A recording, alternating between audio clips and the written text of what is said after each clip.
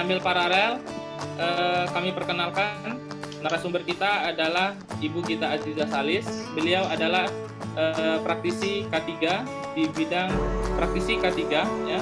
Beliau pernah bekerja di oil and gas company ya, tepatnya di offshore ya, offshore. Kemudian saat ini beliau aktif di BUMN Konstruksi Karya yang tugasnya untuk membangun jalan tol ya, salah satu BUMN karya terbesar yang ada di Republik Indonesia. Ibu kita sekarang aktif sebagai praktisi dan juga Ibu kita juga aktif sebagai narasumber di beberapa event JIP Karya ASI. Untuk topik kita hari ini tentang pengetahuan pertolongan pertama pada korban kecelakaan.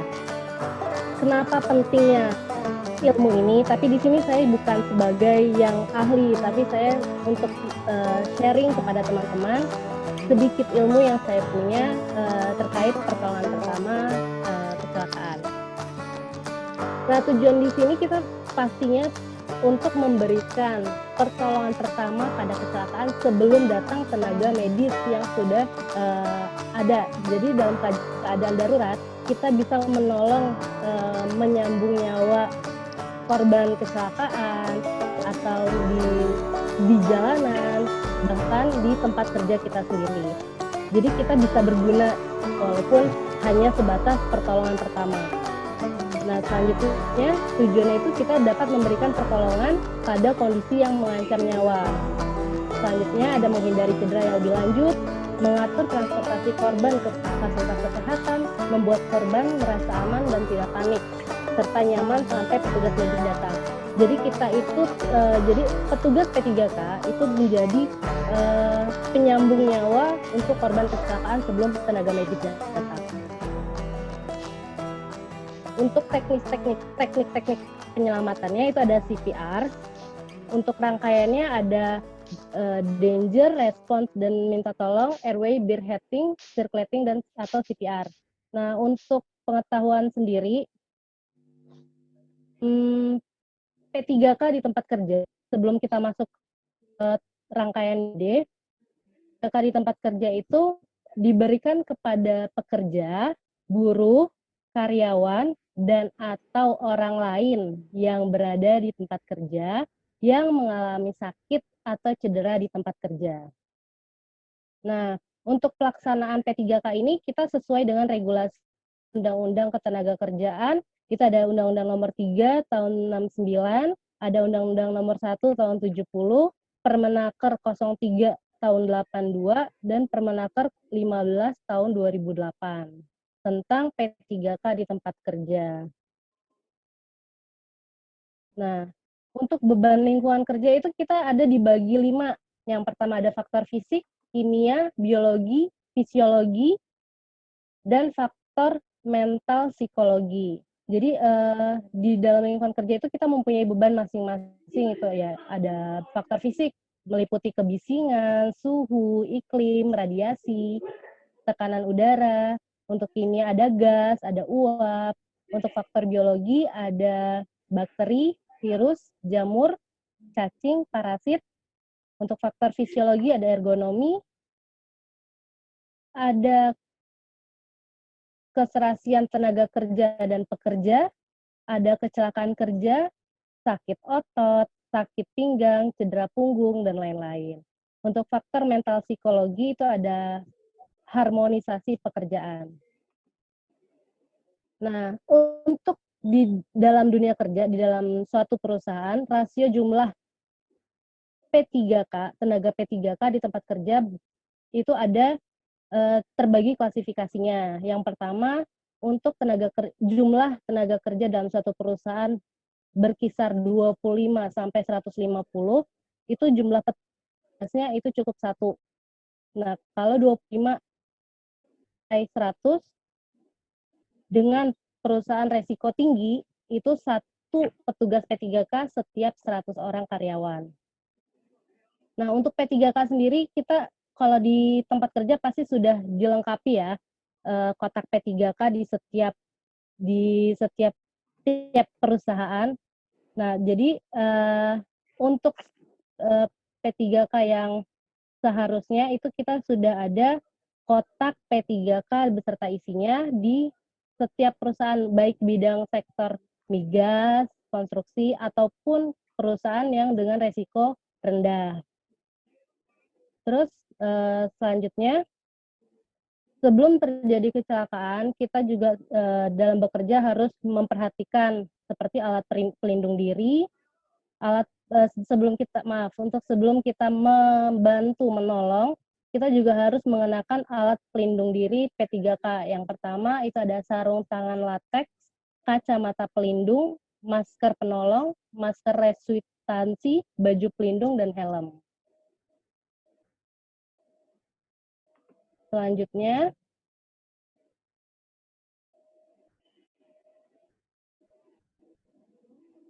oke.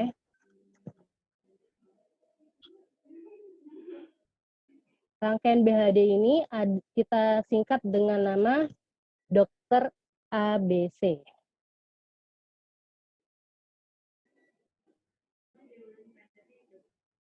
Danger. Yang pertama kita pastikan kondisi dalam menolong seseorang, kita pastikan kondisi lingkungan di sekitar itu sudah dalam keadaan aman. Jadi sebelum kita menolong, kita pastikan kondisi lingkungan yang akan kita tolong itu dalam kondisi yang sudah aman. Jangan sampai kita menolong orang tapi kita membahayakan nyawa kita sendiri. Yang kedua, beri suatu tindakan atau sentuhan untuk melihat apakah korban itu merespon terhadap apa yang kita lakukan. Misalkan kita tepuk bahu atau kita panggil namanya, Pak, Pak, atau kita tepuk bahunya. Apabila sampai mereka merespon. Kalau tidak merespon, kita langsung bisa teriak minta tolong untuk meminta bantuan supaya dipanggilkan medis atau ambulans. Nah, kemudian kita pastikan untuk jalan nafasnya itu terbuka. Jadi kita naikkan dagu sedikit sambil dibuka mulutnya, kita pastikan tidak ada benda yang menghalang di jalur pernafasannya. Kemudian setelah kita pastikan dan tidak ada benda yang menghalang, kita periksa apakah korban masih bernafas atau tidak. Sambil kita lihat ke arah dada ke perut ke bawah. Apakah ada masih ada pergerakan atau pernafasan dari korban. Bila korban tidak bernafas dan nadi tidak ada, maka lakukan RGP, respirasi jantung paru. Nah, RJP itu usaha yang dilakukan untuk mengembalikan atau memulihkan fungsi pernafasan yang efektif dan kembali normal. Jadi kita melakukan penekanan di dada untuk apa? Untuk mengembalikan nafas korban supaya ada lagi. Jadi kita melakukan penekanan di dada korban. Nah, selama 30 kali penekanan, 2 kali memberi tiupan di mulut, dan diulangin seperti itu. Sampai kapan kita lakukan RJP? Sampai bantuan medis tiba di tempat kejadian, atau sampai korban ada respon, atau sampai kita tidak sanggup melakukannya. Jadi jangan sampai kita memaksakan diri kita. Jadi yang kita sebagai penolong tetap harus memperhatikan kondisi badan kita. Nah, yang tadi kita bilang, untuk menolong kita tetap harus memakai alat pelindung diri. Ini kita menggunakan masker.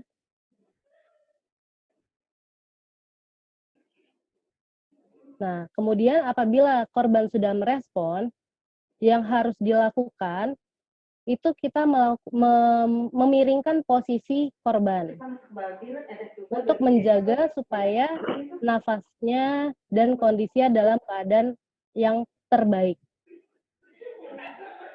Dengan posisi miring ini tujuannya tadi seperti mempertahankan jalan nafas tetap terbuka, mencegah terjadinya aspirasi atau masuknya muntahan ke jalan nafas. Seperti misalkan dia tersedak. Nah, sedak ini tadi kita kan apakah masih ada daging bekas dia makan, atau gigi palsu, atau mainan anak masuk ke dalam mulut, atau bisa jadi es batu, atau boba-boba bisa juga ya sekarang. Berikut anatomi jalan nafas. Untuk di sini kita pastikan dia tidak ada yang menyumbat. Di sinilah kita harus memastikan, karena kalau eh, kita lupa untuk ngecek ini terhambat, bisa jadi korban tidak dapat tertolong. Nah, tanda-tanda gejala choking ini, yang pertama dia gelisah, terus memegang leher, panik, terus nggak bisa bicara. Jadi seringnya lama-lama itu nanti bakal hilang kesadaran dan pingsan. Bisa jadi untuk kehilangan nyawa karena si udaranya tidak terus terpompakan ke seluruh tubuh. Nah, ini contoh untuk penolongan pertama yang korban choking tadi ya, ada abdominal thrust, kita lakukan sebanyak 5 kali.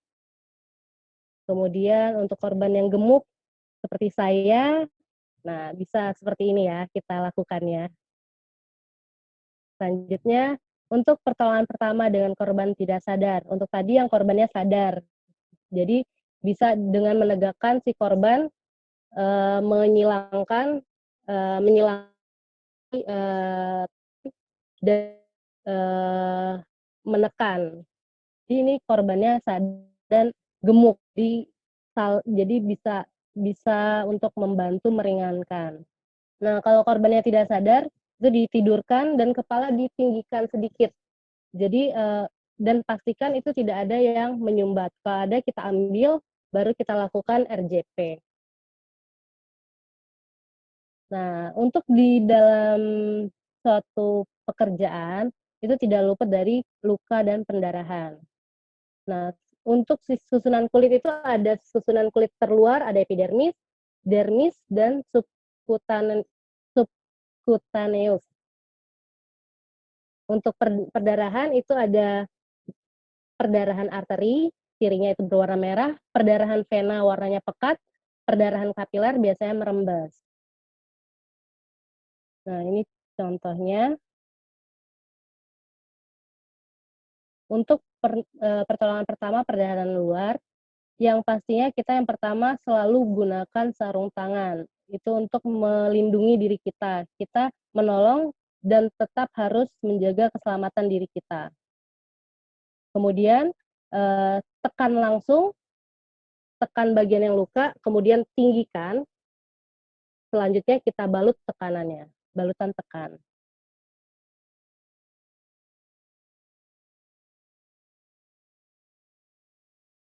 Nah, untuk yang untuk luka yang putus untuk anggota jarinya atau bagian tubuhnya. Nah, itu kita tetap lakukan pertolongan pertama, dan potongannya itu harus disimpan.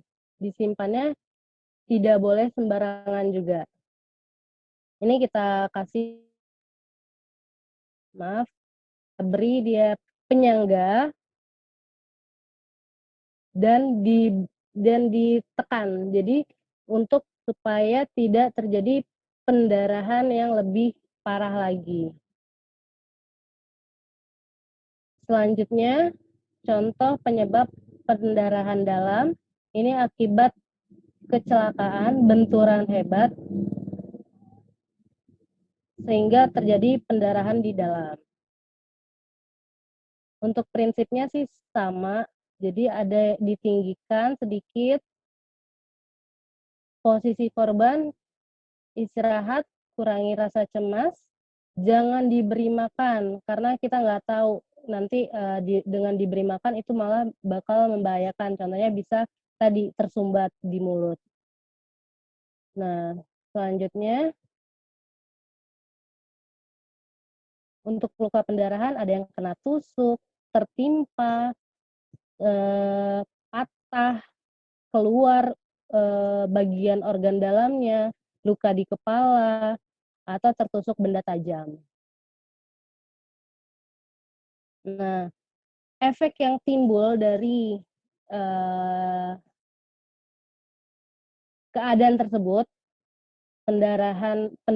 luka yang terjadi itu salah satunya sirkulasi darah menurun. Itu akibat dari kita syok, sehingga kebutuhan tubuh tidak terpenuhi. Nah, penyebabnya apa? Yang pertama itu ada pendarahan hebat, luka bakar, terus muntah. Dan ada kalau udah berat banget itu biasanya ada timbul diare, reaksi alergi yang hebat. Nah, bagaimana kita mengenalnya? Kita lihat dari secara visual terhadap korbannya. Biasanya itu lebih pucat. Kulit kulitnya itu biasanya terasa dingin. Udah dingin, lembab. Kalau kita kan biasanya hangat ya. Nah, kalau untuk korban yang seperti ini biasanya sudah dingin dan lembab. Nafasnya cepat tapi lemah, terus sering menguap, dan untuk kasus yang berat dia tidak sadarkan diri. Untuk menolongnya yang pertama itu kita posisikan membaring, kakinya ditinggikan sedikit, bisa menggunakan tas korban yang dibawa, yang penting posisi kaki dan kepala itu lebih tinggi kakinya. Kemudian korban diselimuti, jangan diberikan makan dan minum. Kita terus perhatikan nafas korban. Jika nafasnya berhenti, kita lakukan CPR sampai dan berikan rasa nyaman. Jangan buat dia panik. Semakin dia panik, semakin gagal kita menolongnya. Terus selanjutnya ada luka bakar. Luka bakar itu ada banyak. Ada luka bakar panas kering, panas basah, akibat bahan kimia, listrik dan radiasi, serta sengatan dingin. Contohnya, akibat luka bakar, listrik, sengatan listrik, dan lain-lain.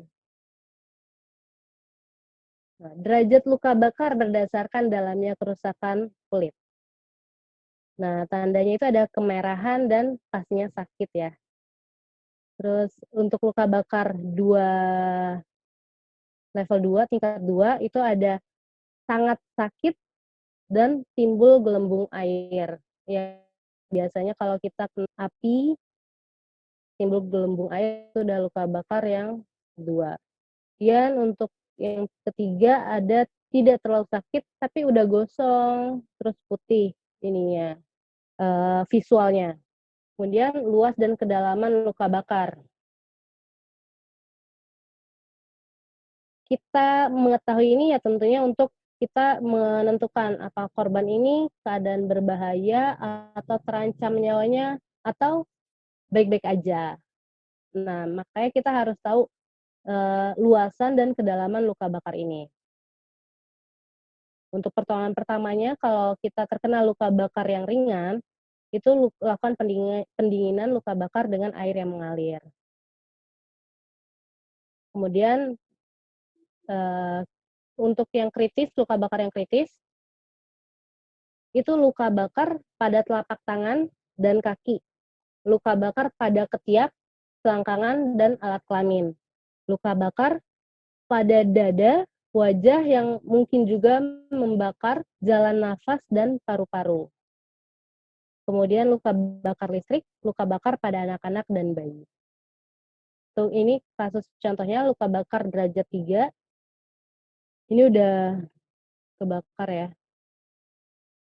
Contoh lainnya, ini gelembung putih. Di sini ada gelembung putih ya. Nah, selanjutnya ada keracunan.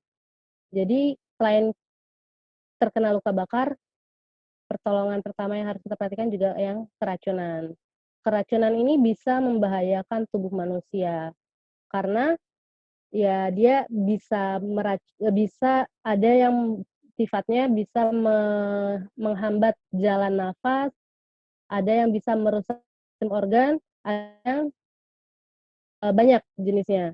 Nah, untuk mengetahui korban keracunan, itu biasanya kita tanyakan, kita, melakukan identifikasi terhadap orang-orang yang di sekitarnya. Kita tanyain keterangan dari orang-orang yang mengadakan penyelidikan. Dan kita lihat juga dari bekas tempat racun yang ditemukan. Misalkan di situ ada botol Baygon. Nah, itu juga bisa kita jadikan acuan, bisa kita jadikan catatan untuk melihat apa yang harus kita lakukan selanjutnya dalam memberikan pertolongan pada korban tersebut. Nah, selanjutnya, kalau bila korban masih bisa berbicara, kita tanyakan kita mintai keterangan dari si korban itu sendiri. Dan tetap kita lihat sisi korban dari bibir, sekitar mulut, hangus nggak, terbakar nggak, karena ada juga si sifat racun itu yang bisa membuat hangus atau terbakar. Dan kita lihat sama yang terakhir itu ada nafas bau, akibat dari racun itu sendiri. Nah, yang tadi saya sampaikan, jenis-jenis keracunan itu ada yang disebabkan oleh makanan, cairan kimia, obat-obatan, dan sengatan binatang. Gejala yang muncul saat racun telah bereaksi itu ada macam-macam. Ada yang kesadarannya hilang, ada yang kejang-kejang sampai mengeluarkan busa, ada yang kehabisan tenaga, ada yang hanya sebatas pucat, ada yang muntah-muntah, atau ada yang hanya diare karena di pencernaannya yang terkena racun tersebut. Nah, materi dengan kasus terkilir dan meregang. Strain dan strain, terkilir dan teregang. Nah, ini biasanya di engsel, di lipatan biasanya yang terkilir, di kaki, di tangan. Nah, ciri-cirinya itu biasanya sakit bila digerakkan, atau kita goyang-goyang gitu sakit, atau gerak dikit sakit. Nah, itu biasanya ada yang salah dari, badan kita, bisa terkilir, skoleo, seperti itu, bengkak, memar di sekitaran persendian yang cedera. Nah, selanjutnya itu ada cedera otot. Cedera otot nih biasanya, bapak-bapak yang sangat sangat hebat, yang selalu berusaha untuk memenuhi kebutuhan keluarga, untuk menjadi biasanya di proyek itu, yang langsung itu biasanya kuli ya, kuli angkut, atau di pasar ada kuli panggul. Nah, itu biasanya lebih sering terkena cedera otot. Nah, ciri-cirinya itu biasanya otot atau tendonnya itu membengkak. Sakit sama seperti yang terkilir tadi, sakit bila digerakkan, memar dan bengkak. Nah, untuk pertolongan pertamanya, untuk yang tadi, yang sprain dan strain ini, pertama kita istirahatkan daerah yang cedera. Kita kompres dengan es, kita balut, dan kita tinggikan daerah yang cedera. Nah, seperti ini. Jadi kita istirahatkan bisa dengan kita meninggikan kaki, terus kita kompres, buat serileks mungkin, senyaman mungkin, sampai cedera otot itu hilang. Untuk patah tulang. Selanjutnya patah tulang. Patah tulang itu terjadi karena adanya hilangnya hubungan tulang karena misalnya trauma direct, trauma indirect. Jadi, ada karena memang langsung, patah itu karena langsung ya kecelakaan, atau yang biasanya pelan-pelan, perlahan-lahan. Jadi dia tidak tidak langsung saat kejadian tidak langsung, terjadi patahnya itu. Ada juga yang gara-gara tindakan yang kita lakukan malah berakibat malah jadi patah. Nah, jadi makanya kita harus tahu dan paham betul apa yang harus kita lakukan untuk korban-korban yang seperti ini. Jadi kita harus tahu ciri-cirinya, kita harus tahu bagaimana yang harus kita lakukan. Nah, yang harus kita lakukan itu untuk kita pastikan dulu bagian mana yang patah. Misalkan yang patah bagian sini, tangan. Jadi yang kita harus membidai setidaknya satu tulang setelahnya. Jadi kalau di sini yang patah, kita harus bidai sampai ke belakang. Maaf, satu bidang tulangnya. Tujuannya supaya tulang yang patah itu tidak bergeser. Jadi tetap dia pada posisinya dan tidak memperburuk keadaan. Selanjutnya itu dia dapat mencegah komplikasi yang lebih luas, mengistirahatkan tulang yang patah. Syarat pembidaian, bidai itu sebaiknya melewati 2 atau lebih tulang yang patah ya. Tadi misalkan di sini, berarti ya sebaiknya bidainya sampai ke sini. Gitu. Sebaiknya bidai tidak mengenai yang patah. Jadi kalau dia di sini yang tetap berarti kita bidai sebaik sisi, tapi tidak di bidang yang tidak pada tulang yang patah. Bidai terbuat dari bahan yang kaku dan kuat serta pipih itu untuk mempertahankan tadi tulang yang patah itu tidak bergeser dan tidak semakin parah. Bidai sebaiknya dibungkus dengan kain dan perban. Karena tadi kita bidainya itu bahannya kaku, kuat, dan pipih. Kalau kita langsung ke tulang, takutnya terjadi pergeseran, malah menimbulkan luka yang baru. Makanya kita perlu bidai itu dibungkus dengan kain atau perban. Nah, untuk ikatan jangan terlalu longgar, jangan terlalu kencang. Karena kalau terlalu longgar, itu manfaat bidai itu tidak kita dapatkan. Karena bidai tujuannya untuk supaya tulang tidak bergeser atau tulang yang tidak patah malah jadi patah tadi karena terlalu kuat. Nah, jadi makanya untuk ikatan jangan terlalu longgar dan jangan terlalu kencang. Jadi ya sedang-sedang aja. Setelah melakukan pembidaian, periksa lagi untuk syarafnya, pembuluh darah di bagian bawah. Jadi tetap kita periksa, kita pastikan ikatan kita tidak terlalu kuat sehingga untuk pembuluh darah itu tidak ada efek yang ditimbulkan. Oke, terima kasih untuk materinya. Sekian, ada yang ditanyakan? Fazia, saya kembalikan. Terima kasih Ibu Gita. Ini banyak sekali pertanyaan ya dari rekan-rekan semua, dari Bapak Ibu-Ibu.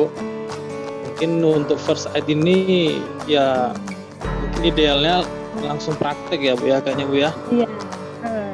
Jadi teman-teman di sini kita keterbatasan juga ya karena ini lewat webinar juga, jadi cukup materinya saja. Jadi untuk prakteknya ya mungkin setelah keadaan membaik lah